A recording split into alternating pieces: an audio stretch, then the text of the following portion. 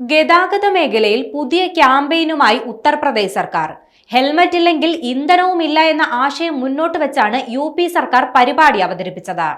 Road അപകടങ്ങളുടെ എണ്ണം ഗണ്യമായി കുറയ്ക്കുന്നതിനാണ് ഇത്തരമൊരു പരിപാടി ആസൂത്രണം ചെയ്തതെന്ന് NDTV റിപ്പോർട്ട് ചെയ്യുന്നുണ്ട്.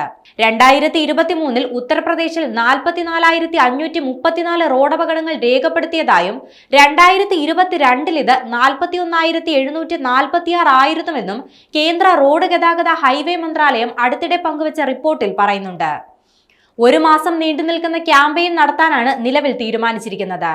റോഡ് സുരക്ഷ മെച്ചപ്പെടുത്തുന്നതിനും മോട്ടോർ സൈക്കിൾ ഉപയോക്താക്കളിൽ ഹെൽമറ്റുകളെക്കുറിച്ചും സുരക്ഷാ മാനദണ്ഡങ്ങളെക്കുറിച്ചും അവബോധം വർദ്ധിപ്പിക്കുന്നതിനും വേണ്ടിയാണ് പ്രചരണ പരിപാടി സംഘടിപ്പിക്കുന്നത്.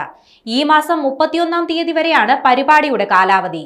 ശരിയായ ഹെൽമറ്റ് ധരിച്ച റൈഡർമാർക്ക് മാത്രമേ ഇന്ധനം നൽകുകയുള്ളൂ. തെറ്റ് ചെയ്തയാളെ ശിക്ഷിക്കുകയെന്നതല്ല ഈ ക്യാമ്പയിന്റെ ലക്ഷ്യം. വാഹനം ഓടിക്കുന്നവരിൽ ശരിയായ അച്ചടക്കവും സുരക്ഷയെക്കുറിച്ചുള്ള അവബോധവും വളർത്തിയെടുക്കുകയെന്നതാണ് ലക്ഷ്യമെന്നും ഉത്തർപ്രദേശ് മുഖ്യമന്ത്രി യോഗി ആദിത്യനാഥ് വ്യക്തമാക്കി. ജില്ലാ മജിസ്ട്രേറ്റുമാരുടെ നേതൃത്വത്തിൽ ജില്ലാ റോഡ് സുരക്ഷാ സമിതികളുമായി സഹകരിച്ച് സംസ്ഥാന വ്യാപകമായി പ്രചരണം നടത്തും. ആളുകളിൽ അവബോധം വർദ്ധിപ്പിക്കുന്നതിന് PR ഡിപ്പാർട്ട്മെന്റുമായി സഹകരിച്ച് പ്രവർത്തനങ്ങൾക്ക് തുടക്കം കുറിക്കുമെന്നും സർക്കാർ അറിയിച്ചു.